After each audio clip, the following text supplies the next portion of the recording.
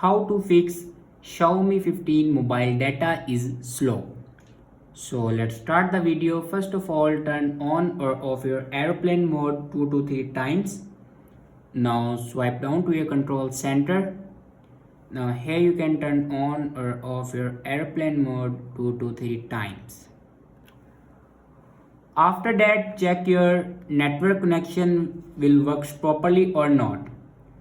After checking your network connection, then reinsert your SIM card, and after inserting your SIM card, then restart your device.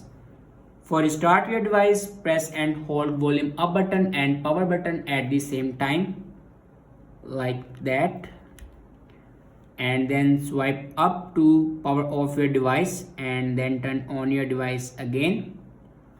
After that, your problem will be fixed. Thanks for watching this video.